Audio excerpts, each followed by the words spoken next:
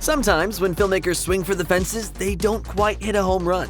In the case of 2013's The Wolverine, it certainly wasn't a lack of directorial ambition that got in the way.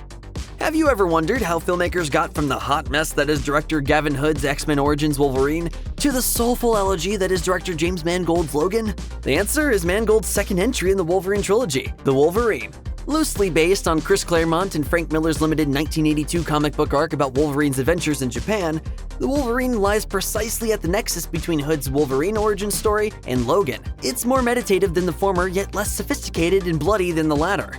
It also has some of the silly CGI violence that dilutes Hood's film, but is absent from Mangold's final chapter in the saga. Mangold and his leading man, Hugh Jackman, had hoped to make The Wolverine the first R-rated X-Men film. Speaking with Den of Geek in 2017, Mangold explained that receiving an R rating would come with a lot of benefits creatively. And it didn't just come down to Jackman getting to swear more. Rather, they felt that being able to market the film toward an adult audience would give them the power to make a more impactful movie. He explained, "The scenes can go deeper and can be written for adults. Not just language, not just violence, but the themes can be more interesting. The words you're using can be more complicated. The ideas can be more complicated." So why was The Wolverine released with a PG-13 rating instead? As Mangold tells it, it was all a matter of being in the wrong place at the wrong time in the history of superhero films. Hey, something's done right.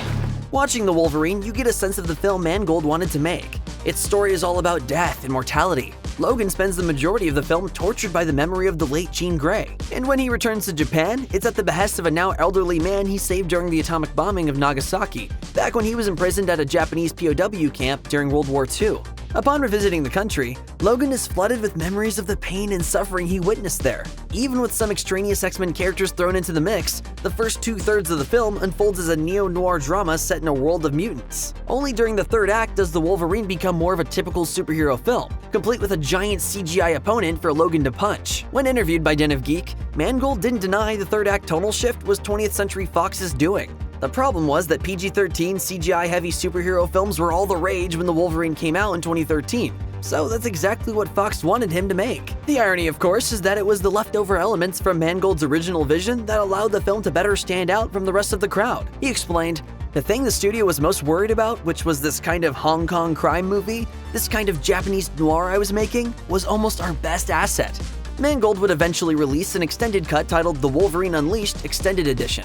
But even that wasn't a true reflection of what he'd hoped to do, because he had crafted the film knowing he'd most likely have to edit it down for a PG-13 audience. Most of the extra material in the extended cut only serves to make The Wolverine more adult on a superficial level. It wasn't until he and co-writer Scott Frank got the go-ahead to treat Logan as an R-rated project that Mangold really got to make the grittier and more mature Wolverine film that he'd had in mind. For as much as Logan undoubtedly benefited from the success of the R-rated Deadpool a year before its release, Mangold told Den of Geek he suspected a change behind the scenes was a big help as well. He reflected, "The people running Fox now have a clear understanding that their audiences have changed. I don't think when I made The Wolverine, I had gone as far as I have on this film. I think times have changed now."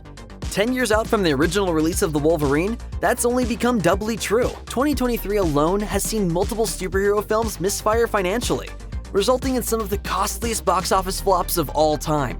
Even DC Studios co-head James Gunn admitted on the Inside of You with Michael Rosenbaum podcast he thinks superhero films have become way too unadventurous over the last decade. It's high past time for studios to truly shake things up once more, before the genre fades out of style completely.